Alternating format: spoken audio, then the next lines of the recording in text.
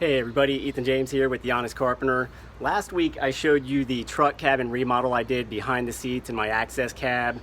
I added 3 tiers of storage levels there, and I mentioned in that video that I was going to be remodeling the truck bed this week, which is what I finally got around to, something I've been wanting to do for a really long time. So in this video I'm going to walk you through what I did for my truck camping storage setup specifically. I try to leave a lot of room for diversity in the types of shelves that I did. I started with the water jug storage right over here. I knew I wanted to carry 4 to 7 gallons of water. I got this Jumbo-tainer at REI this week. Seems like it's gonna work perfectly for shower water, cooking water, drinking water. 7 gallons is a lot, so I'm always gonna have plenty there. I also have the portable fire pit that Lifedoo sent out to me. You might have seen that in another video. That's worth watching. This thing's awesome. Sets up real fast. You can have a portable fire pit wherever you are and cleans off easy. Behind that, I went with larger top-down storage. So this is open top, kind of bucket style storage that I can put things straight down into. Long tents, foldable chairs. I'll probably get a Coleman portable stove that can ride around down in there.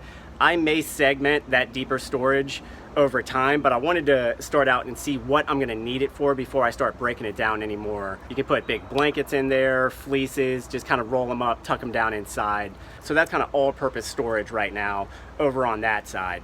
This center alley is where I intend to sleep. I wanted to get a high-density rubber foam mat. It'll always sit in there and fit that kind of avenue that I can sleep in. It's about 73 inches deep and 34 inches wide, so I can really kind of spread out in there, which is what I wanted. If I don't feel like setting up a tent, I can just jump in the back of the truck and camp in there for the night. I can pull the side windows open, get a little cross breeze, and even leave the gate down and the flap up because I went out and got some portable mosquito net. I'm gonna find a way to hook it up here without it flying away in the night, so that if I feel like having everything open when I'm camping in the truck bed, it won't let too many mosquitoes in because I already have mosquito netting on the side windows. Now I can have it in the front around the open gate as well.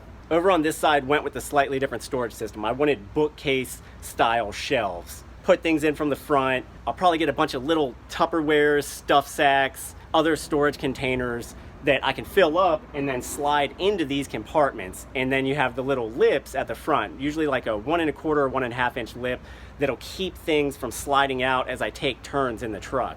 I did something like this in my old work van that you might have seen in a couple of my videos. Just putting that little lip on the front of your shelf really prevents containers from trying to jump off the shelf when you're driving. I never had a situation in those like 5 years when I had the van where things were just falling off into the aisle. They always stayed put, barring a really big accident, which hopefully you don't ever get into. This isn't really for loose storage. Everything you put in there, you want it to either be somewhat bulky or you want it to be in another container that you can set in and pull out of those shelves. And I tried to get a variety of shelf heights, from like 6 inches to even little 4-inch shelves. There's a 10-inch shelf back by my head where I'm gonna sleep because I'm probably gonna keep books there. And then there is this wide open slot compartment where the wheel well is that I haven't done anything to it yet. As I'm like sleeping at night, I can stuff things in there like clothing, other little accessories just to get them out of the way, take them right out again in the morning. And it's kind of easy access for when I'm camping and sleeping. And also for the floor, when I get my hard rubber mat that'll kind of act as like a first sleeping surface that I can put sleeping pads on,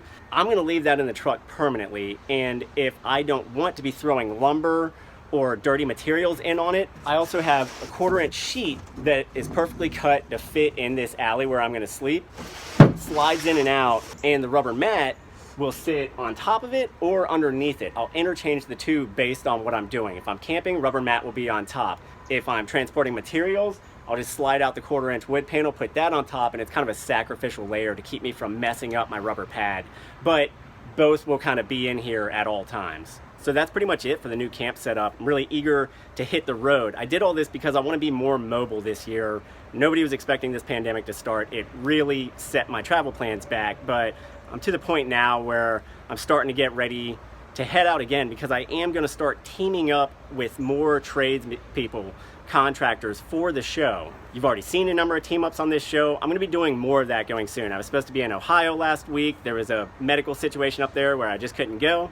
But if you keep following the show, if you've been following it this whole time, I am going to start doing more team ups, and I'm going to start to do them around the country. Anything that's drivable from roughly central North Carolina.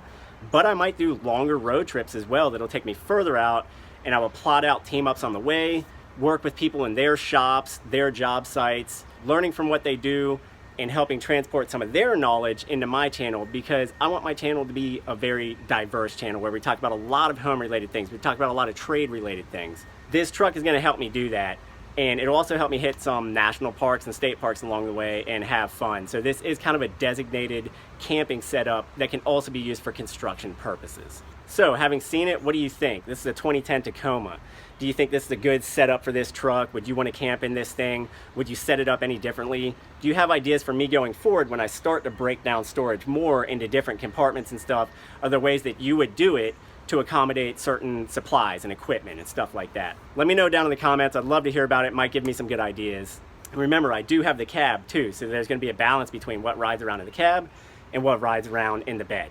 Next week, I'll get back to my normal content with how-tos, home-related advice and stuff, but I really wanted to knock this project out, and I wanted to show it to everybody because I know that these vehicle conversions for camping are pretty popular these days. I love looking at them. It's been really fun making one for myself, and I can't wait to test it out. Hopefully, you'll get to see a little bit of that too down the road. As always, thanks for watching. Be sure to check back in for more videos coming up soon, and please consider subscribing and hitting that little bell button beside the subscribe button to turn on notifications. That way, you'll know the moment we post a video. I'm Ethan James with thehonestcarpenter.com. I'll see you next time.